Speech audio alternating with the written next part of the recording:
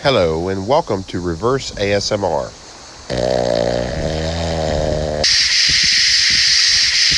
It's What's That Smell? And here's your host, the 10%.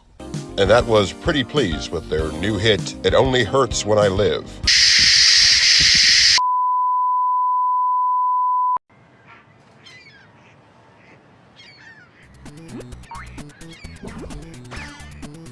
Oh, hey mates, I'm just playing this new game called Super Frog Bog, and it's about this frog who goes mud bogging, and he's also a tax attorney who does taxidermy. I know it doesn't make any sense, but it's a video game, and it's fun. Oh, and it's hard. Oh, I died. Well, maybe I shouldn't play video games while I'm doing my opening monologue. Oh well, I'll try again later. You know, video games are really important to us. They're escapism, just like movies. So what would happen if you were to combine the two and make a movie about a video game? Well, unfortunately, we would find out. So, raise the mainsail and get those quarters ready, because it's time for the day's adventure. Yarr!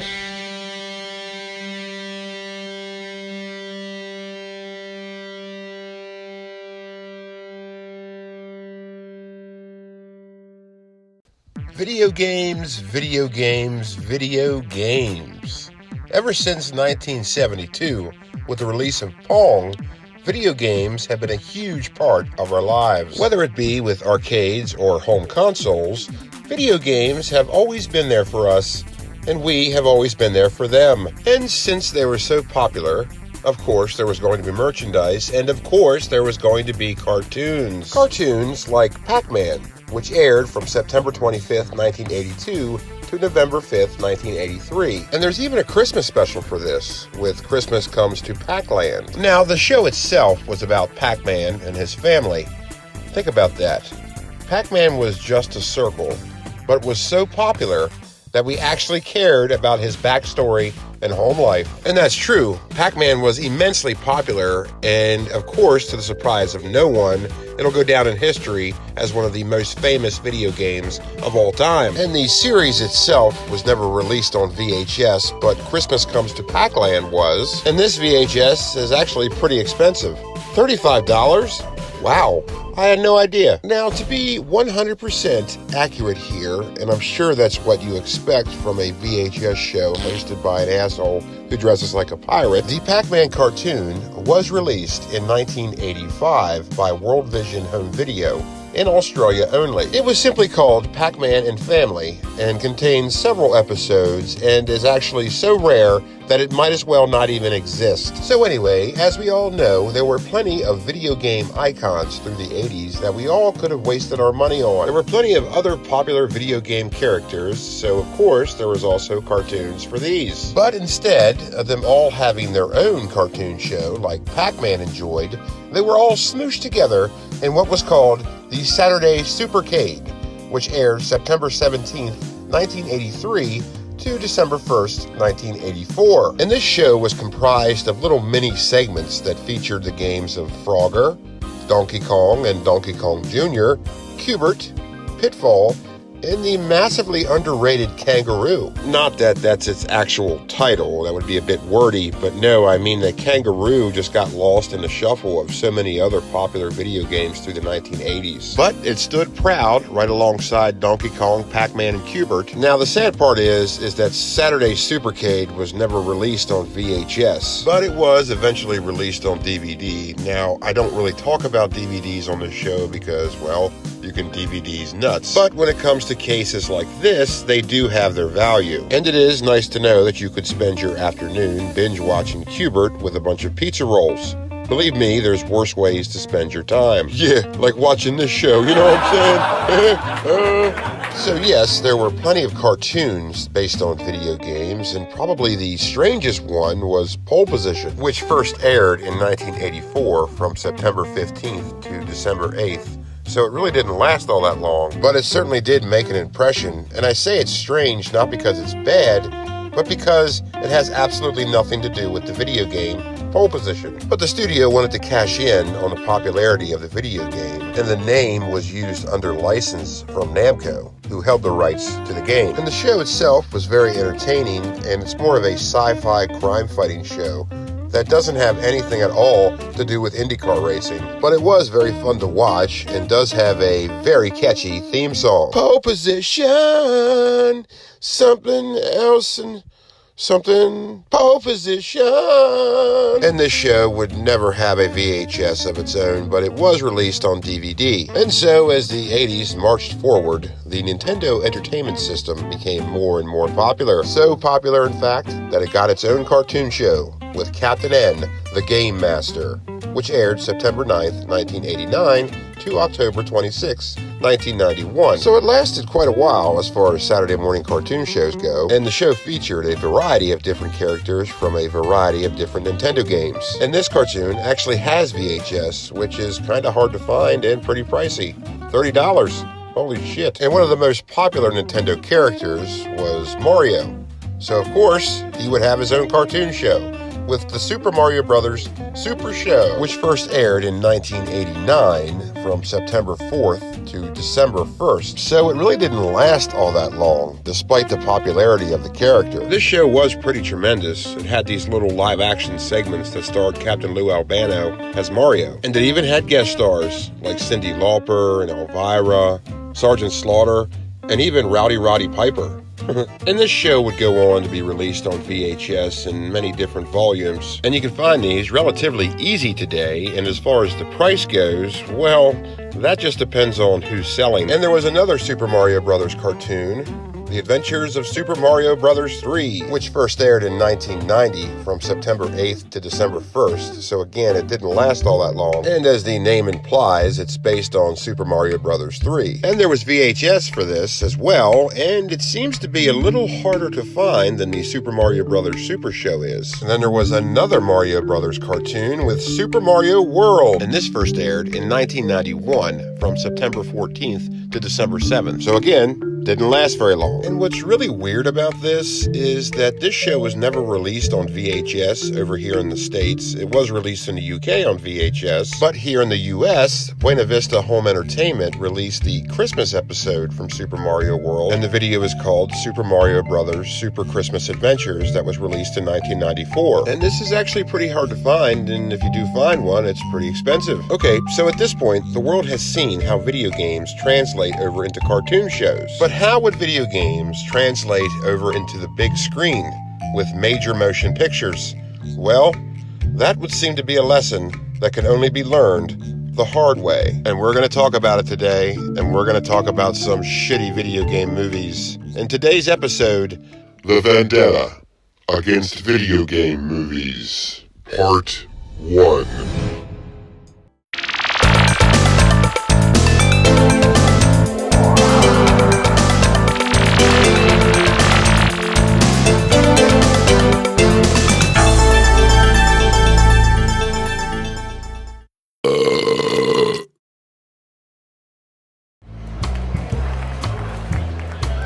Oh, video games. Hey, video games with different names. Hey, thank you. You got Pac Man and Q-Bert, and one called Pong, Asteroids, and Donkey Kong. Hey, thank you. Hey.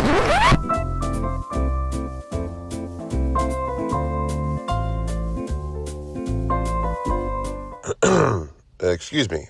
Now, where was I? Video games have proven to work in merchandising and cartoon shows, so surely this marketing powerhouse would work in film, right? Right? No.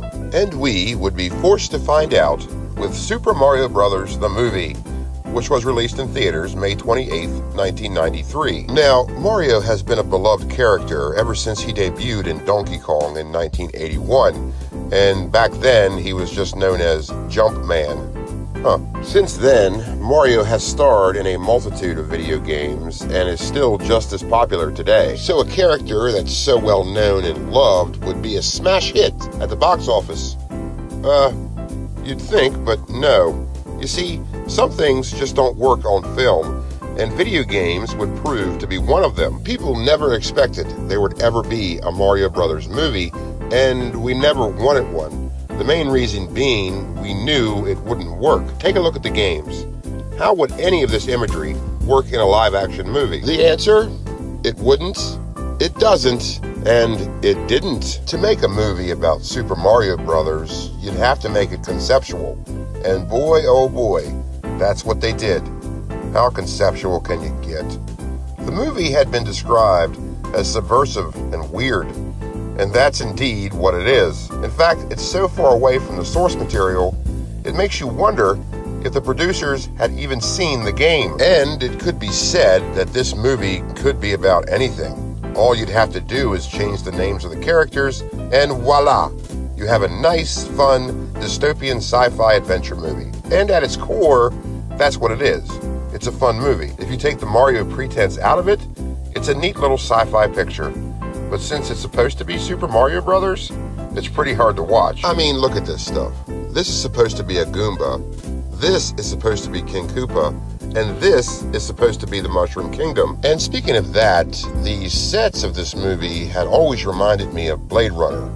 And come to find out that the production designer is David Snyder, who also worked on Blade Runner. And despite the popularity of the Mario Brothers games, this movie wasn't well received. It had a budget of $48 million and took in $35 million at the box office. So it was pretty far off from just breaking even. It did poorly and pissed everyone off, mainly because when you take beloved pieces of our childhood and turn it into box office slop, people take it personally. And this trend of taking beloved childhood memories and turning them into big movie shit was set in motion with the film Masters of the Universe, which was released in theaters August 7th, 1987. And it's based on He-Man, a tremendously successful cartoon and toy line, which would have worked in a live-action movie as it was, but instead they took it and turned it into something totally different in an attempt to make it more accessible to a broader range of moviegoers, when they could have made it just like the source material and it would have been way more successful, because He-Man had legions of fans that would have loved to see an actual He-Man movie and not the shit that we got. It didn't make any sense. I mean, there's no Orko, and who the hell is this? Gwildor? Okay, so he was portrayed by Billy Barty, and it's not really a party till you got Billy Barty. And the same goes for the Transformer movies. They're shit. You see, these studios don't give a damn about you or your love for the source material. They want the money from having that name on the marquee, because that'll get you to pay money to see it. And by the time you realize you're watching shit, it's too late. Now, stuff like He-Man and Transformers could actually work in a live-action film. It's just that those producers made them shit. But something like Super Mario Brothers just could not work on film in a live-action movie. And therefore, you just simply shouldn't try to make it work. But that didn't stop them from trying, and they did try. And here's where I won't be so critical of this movie. It was an interesting reimagining of Super Mario Brothers, but it just fell flat. And the cast is pretty good. Seeing Bob Hoskins and Dennis Hopper in the same movie together is pretty awesome. And then you have Fisher Stevens and Richard Edson portraying Iggy and Spike, King Koopa's cousins, though in some games they're either his kids or his nephews. And yeah, these guys are supposed to be these guys. Fisher Stevens was Ben in the Short Circuit movies, and Richard Edson is best known for his small but very well-remembered role as the parking deck attendant in Ferris Bueller's Day Off. What country do you think this is? So there you have two underrated 80s icons starring in the same movie together, so it's pretty cool. And Mojo Nixon is in this movie. That's just a very unexpected casting. He plays Toad, and yes, he is supposed to be him. Very weird. I don't know. This movie is so strange. I can't really even fathom what they were going for. And maybe if this was released later on, it would have been more of a hit, because it does have a cult following now. So maybe it was ahead of its time? I don't know. It would be released on VHS in 1994, and that's it. No other distributions, because fuck it, that's why. And this is pretty pricey nowadays. You can get the demo screener tape for damn near $200, Oh, free shipping. And yes, I have considered getting this, because I'm a moron, apparently. Yeah, you could say that again, huh?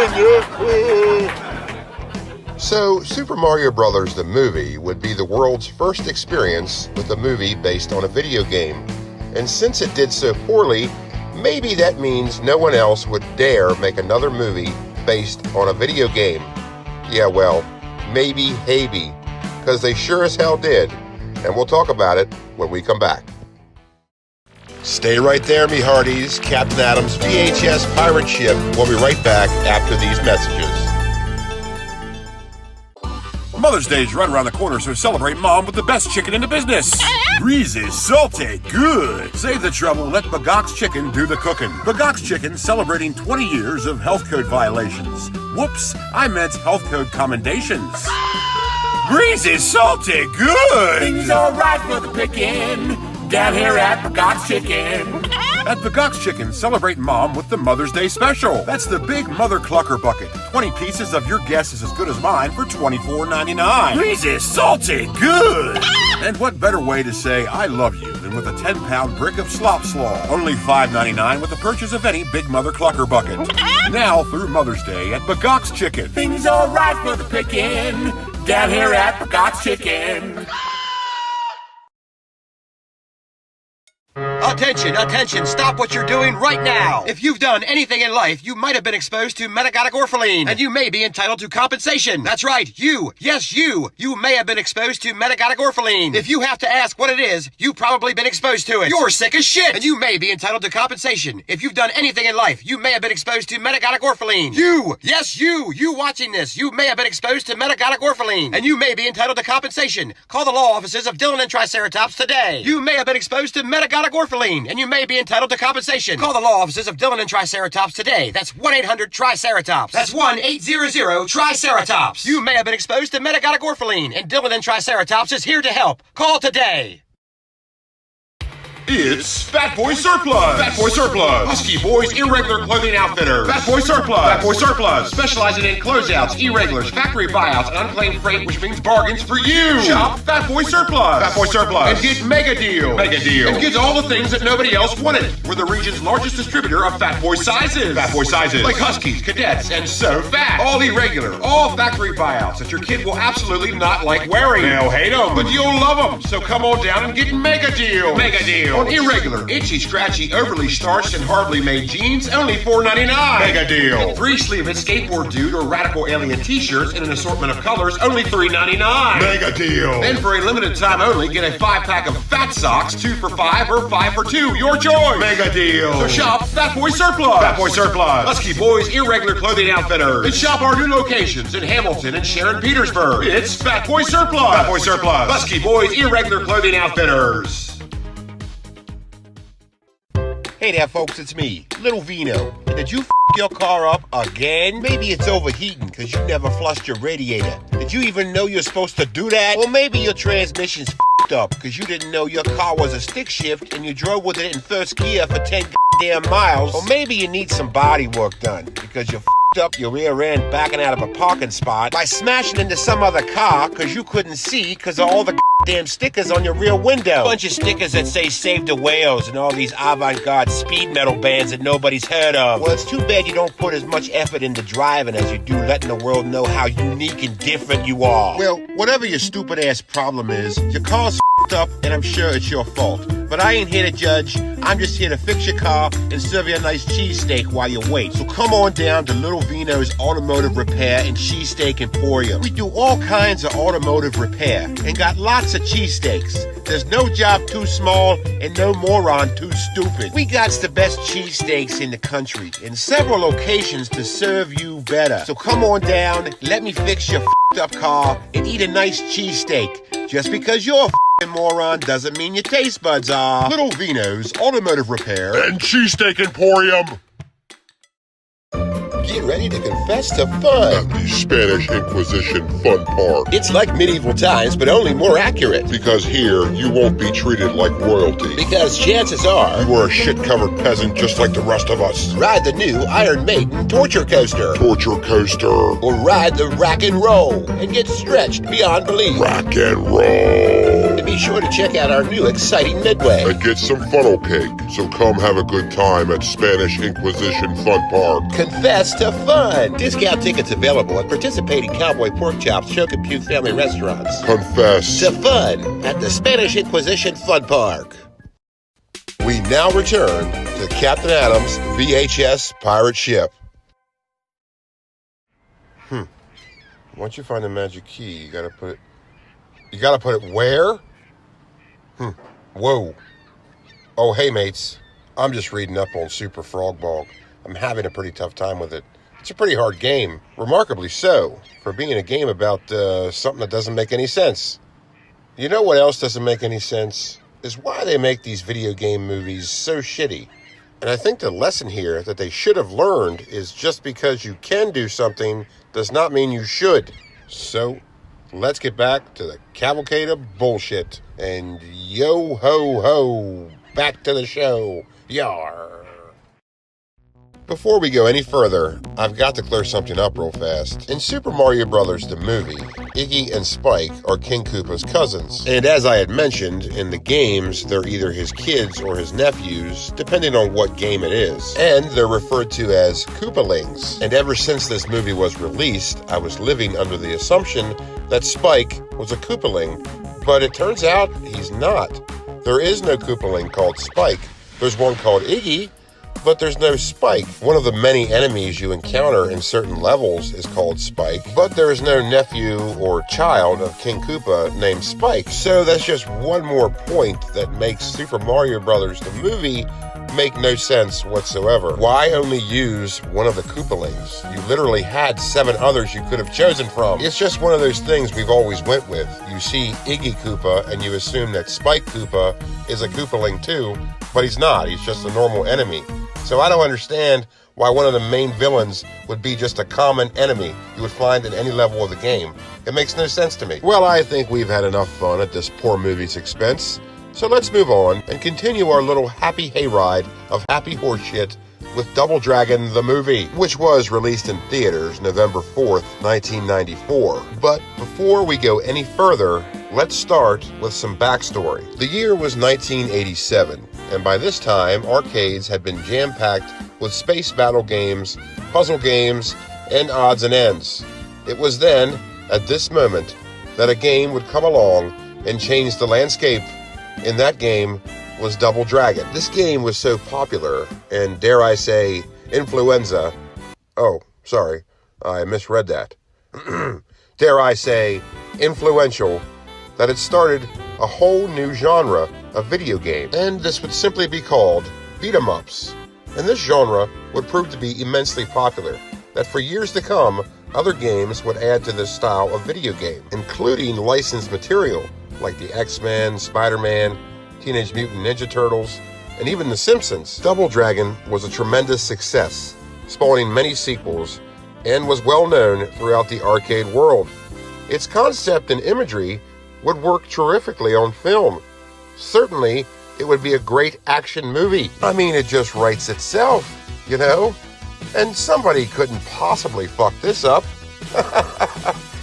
Yeah, well... Yep, they sure did.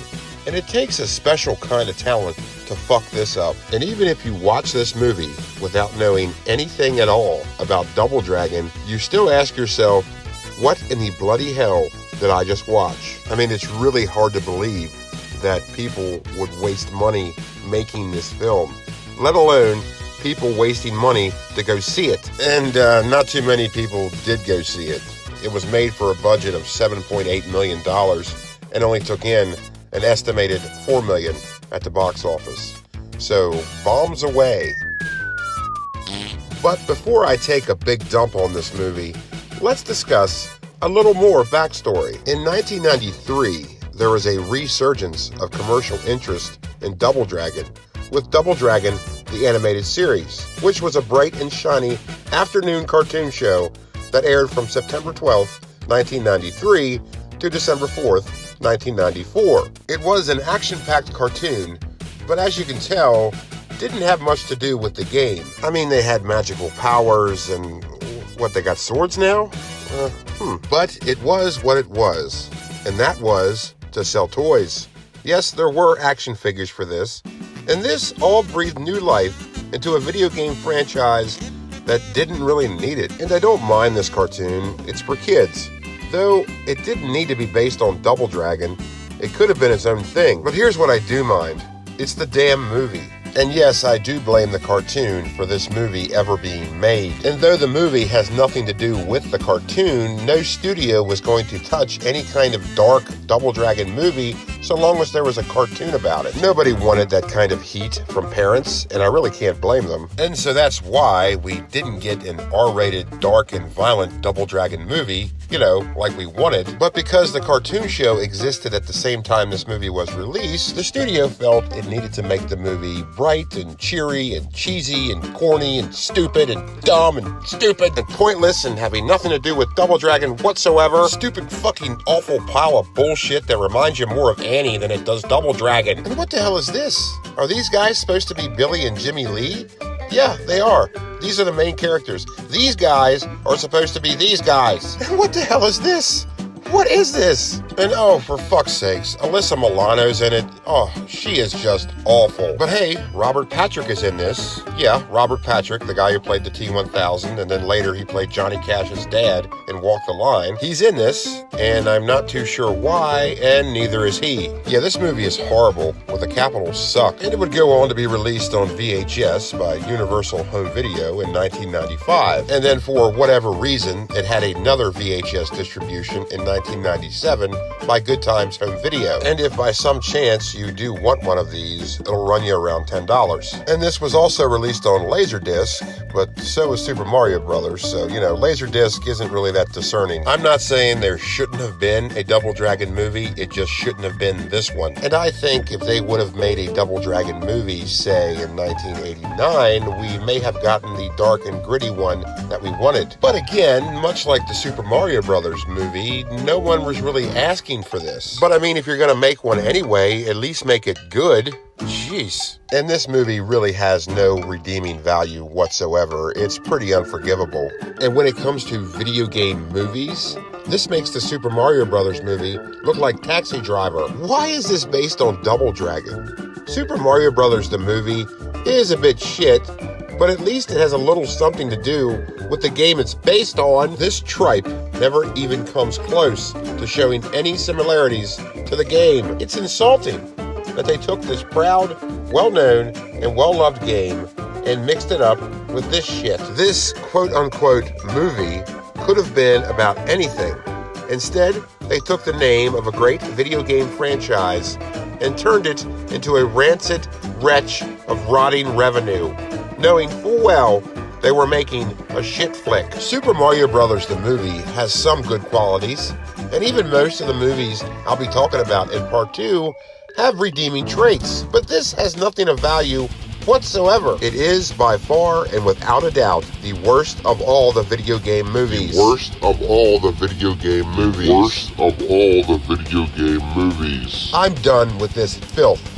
And if we're going to talk about Double Dragon, then let's talk about Double Dragon. As I had said, Double Dragon was a groundbreaking game when it was released in 1987, as it started a whole new genre of video games, and it was immensely popular. But in the mid-90s, things got a little weird for Double Dragon, and things got a little off the rails, what with the cartoon show and the shit movie, but then also with the video game Double Dragon 5, The Shadow Falls, which was released in 1994 for the home consoles. Now, there's nothing really weird about a Double Dragon sequel, but this one is very strange because it's no longer a beat-em-up, it's now a fighting game.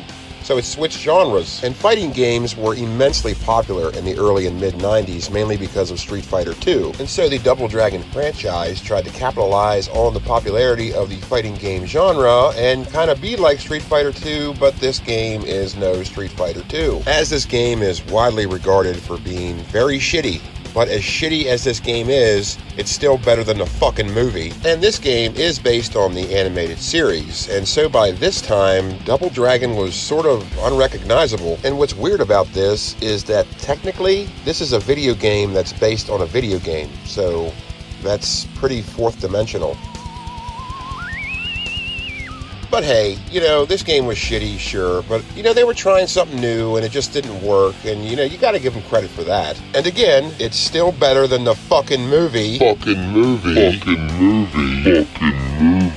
Yeah, and it's better than this show, too, you know what I'm saying? And in 1995, there was another Double Dragon fighting game released for the Neo Geo in Japan. So it would seem that Double Dragon was having a bit of an identity crisis. You silly video game. Yes, you're a game about fighting, but you're not a fighting game. And what's interesting is on the original arcade cabinet from 1987, the characters aren't referred to as Billy and Jimmy Lee. Instead, it's Hammer and Spike. And I'm not really sure what happened there. Perhaps just a misunderstanding. I don't know. Maybe the game designers decided to change the names of the main characters at the last minute after the board was already designed. Fuck it, ship them out. And not to mention that these names are tattooed on their arms. Who gets their own name tattooed on them? That's pretty funny. But back to the cartoon. It was released on VHS in numerous volumes, and if you want one today, you can get them for around $7. And remember how I said there were toys for this? Toys like this? Hi, kids. And remember that part in the game where they broke out the Dragon Cycle or the Cruiser? Yeah, I don't either. They certainly took a lot of liberties with this cartoon, but this stuff is actually worth a lot of money nowadays. Now, we can laugh all we want about this, but the Cruiser in the box is going for $100, and you can find the carded figures for $30, and even the loose figures go for $10. So, holy shit. And look at this. I found someone who had the complete series, all mint in box, and they were selling it for $100,000.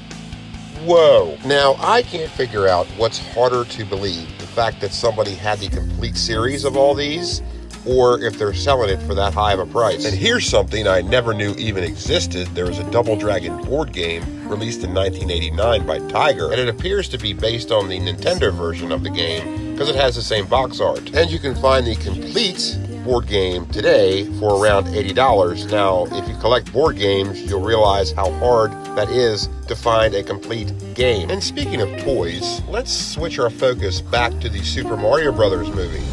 As you may have guessed, yes, there were toys for this movie, and yes, they're just as strange as the movie is. Here's a good example. The Crash Action Police Car from Super Mario Brothers. A Crash Action Police Car for Super Mario Brothers.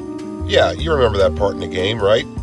Well, it wasn't in the game, but it was in the movie, and it was a pretty neat part of the movie, which added to its weird and dark and kind of cool imagery, but again, has nothing to do with Super Mario Brothers. Let's say in 1992, I decided to take a little trip up to the space station, and I came back to Earth in the summer of 1993. And while I was in Walmart looking for bean dip, I came across the toy aisle, and I found this on the shelf. What would I think? This is Super Mario Brothers?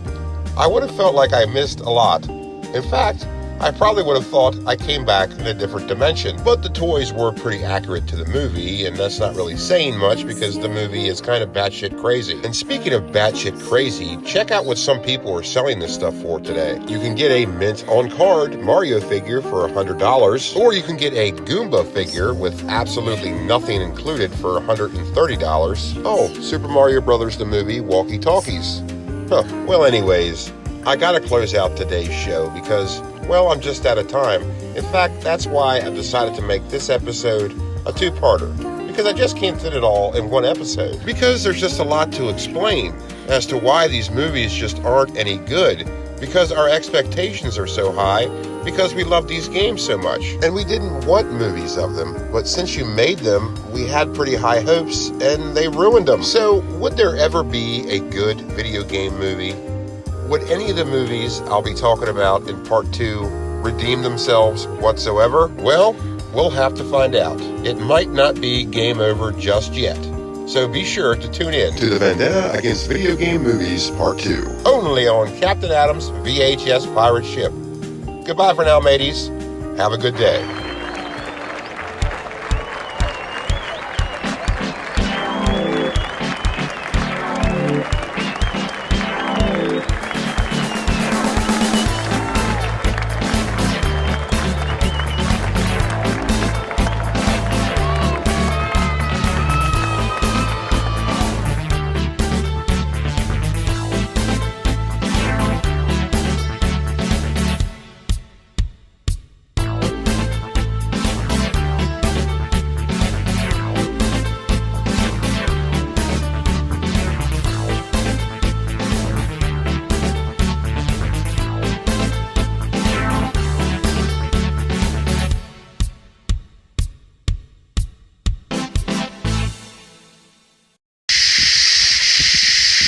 Had to be the worst day of my life. I mean, I tell you. It's the summer of fun on 92.1. Yeah, yo-yo contest. What up? Thanks a lot for watching, and be sure to hit subscribe. Hit subscribe. Hit subscribe. Hit subscribe. Tune in and drop out.